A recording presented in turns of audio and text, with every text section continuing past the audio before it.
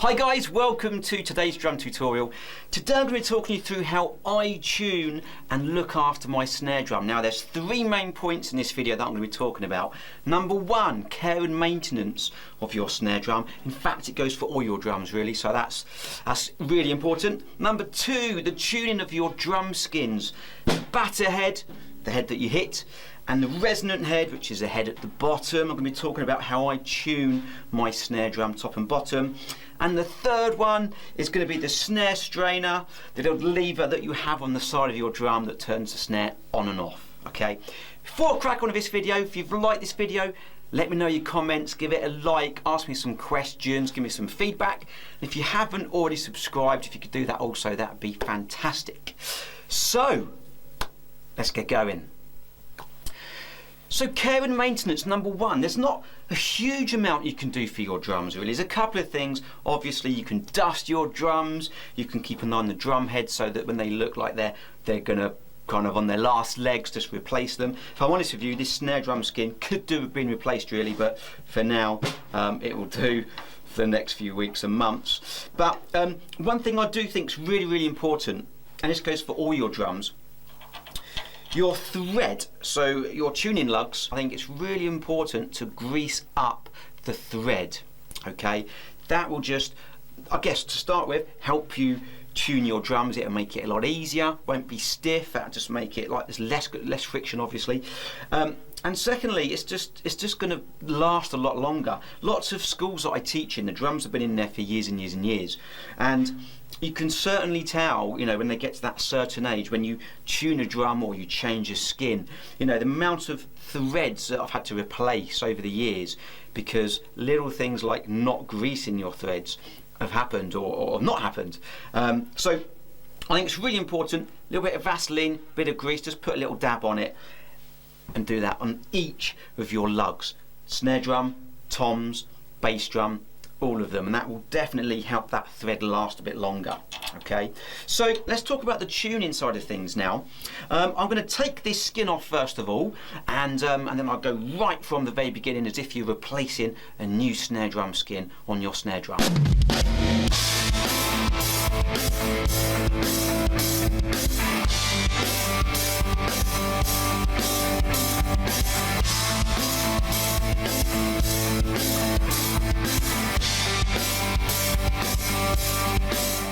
Okay, so I've literally loosened all my tuning lugs. I've got my brand new skin, wish it was, and we're going to put it on the snare drum, and I'm going to show you the process of how you tune and do this. So you want to make sure first of all that your skin is sitting nicely on the bearing edge. Now the bearing edge is basically the top part of the shell. You want to make sure that your skin is sitting nicely on that. You don't just want to put it on any old how and then just put your rim around it. Make sure it's sitting, it's seating nicely.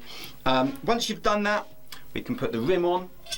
Okay, and all I'm going to do to start with, I'm not going to use my tuning key.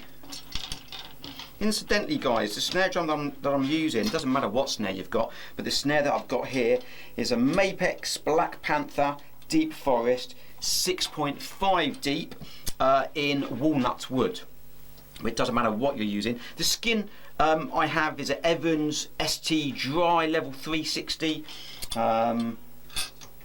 2-ply, but again, doesn't matter what make, what skin you have, what snare drum you have, wood or metal, doesn't matter. So what do you want to do? You want to make sure that you do your tuning lugs and you tighten them to just finger tight first of all. So I'm going to go round all of these, do them up as tight as I can with my fingers, and then move it on to the next section.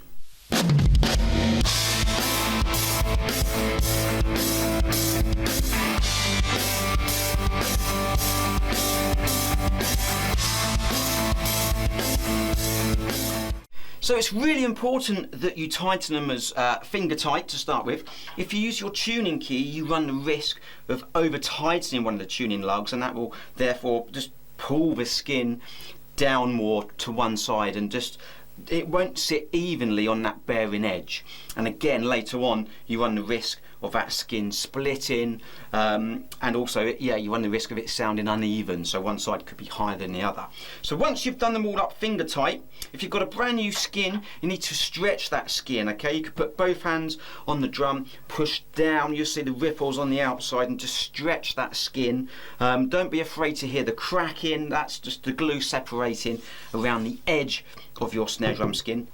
I'm not going to do it with this skin because it's been used for a good few months, so it doesn't need that, but give it a little stretch. Then we're going to use our tuning key. Now, I'm literally going to go opposite tuning lugs, okay? And again, that will just reinforce what I've just said. That will help you keep the skin even and also the sound of the skin even, okay? So I'm just going to literally do half a turn on each one for now.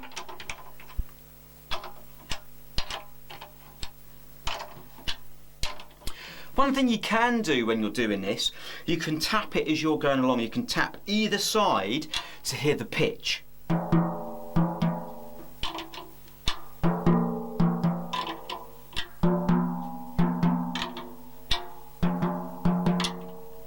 And again, that will help you get that even skin.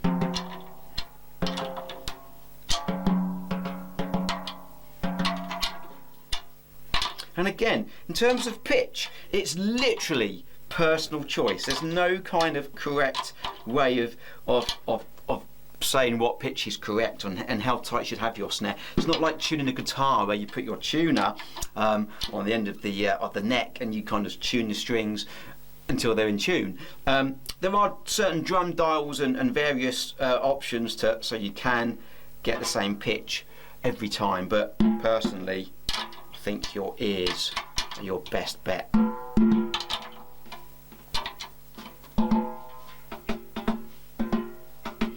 Now you just heard me tap the bottom skin there.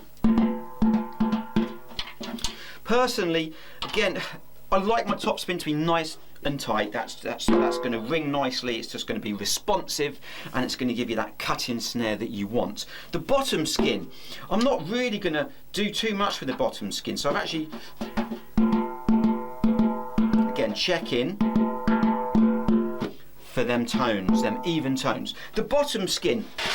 Now, the bottom skin, I'm not going to go through the same process, but it pretty much is exactly the same process. You know, take it off, make sure you seat it, embed it in to that bearing edge, put your rim on and go finger tight and make sure you get that skin nice and even. Again, a lot of personal preference here, but for me, I generally actually have my bottom skin a little bit tighter than my batter head. So my resonant head at the bottom is generally a little bit tighter. And again, I often gauge this by just tapping at the bottom. In fact, at the moment, they're pretty similar, to be fair.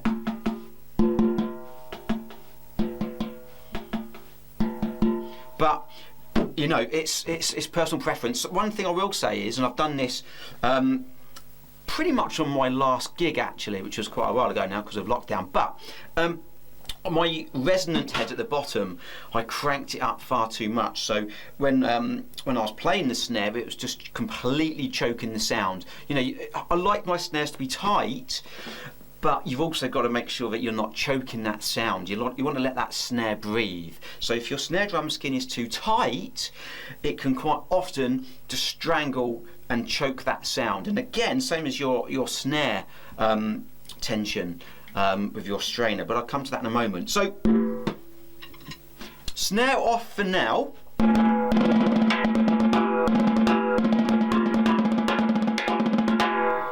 It's got a nice ring to it. It's actually quite high, to be fair. I've tuned that a little bit higher than I normally would, but I'm going to put the snare on in a moment and have a little listen, have a little play, and then just tune it to my desired sound, play it with the kit, and just make sure I'm happy with it, really.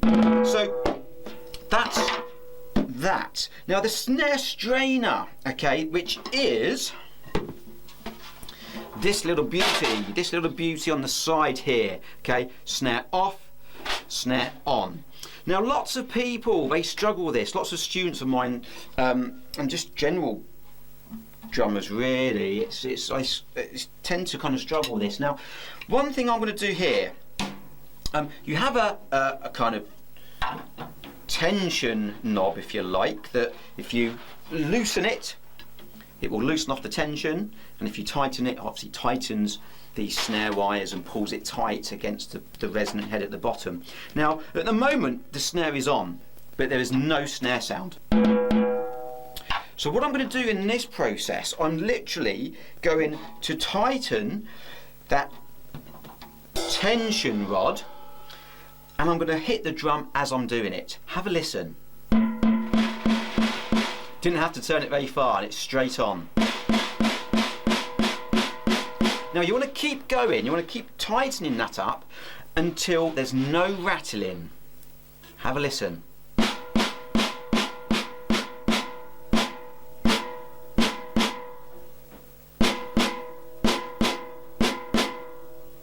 So that's quite tight now. You will know if you've gone too far. If you keep tightening it up, I'll do it a few more turns. What will happen when you hit the drum really, really lightly, you'll start to hear more drum than snare. In fact, I can't go any tighter now. I can hear more drum than snare. If I ease off, have a listen.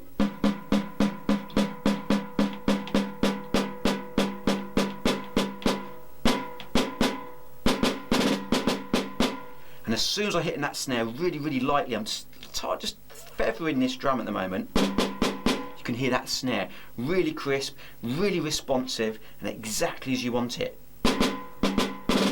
So a big part of tuning your snare and the rest of your kit is these, and unfortunately it does take quite a lot of experience. It took me a long time to get the sound that I wanted, but yeah.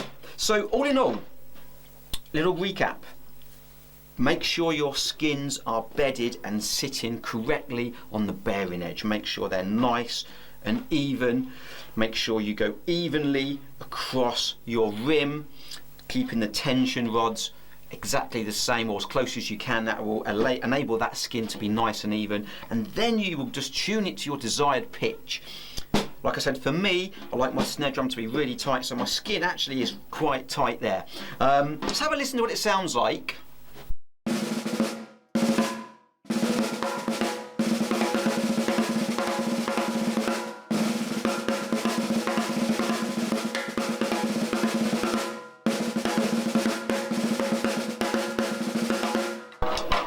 Yeah, lovely, lovely rim shot sound. It's got quite a lot of ring now. I've actually taken this up a little bit higher than I normally would, so I'm actually not used to that ring. I haven't got any moon gels, but moon, yes I have, these are moon gels. You can use some gaffer tape and some tissue, but moon gels will just literally dampen that sound. Take it off. You can hear a difference. So, hope you found this video useful, guys. Let me know your comments and play around with your snare. Just loosen it all off, start again, crank it up, use your ears, play around with your strainer, your snare drum strainer, the tension, yeah, get them snares sounding great. Thanks for watching, guys. See you next time.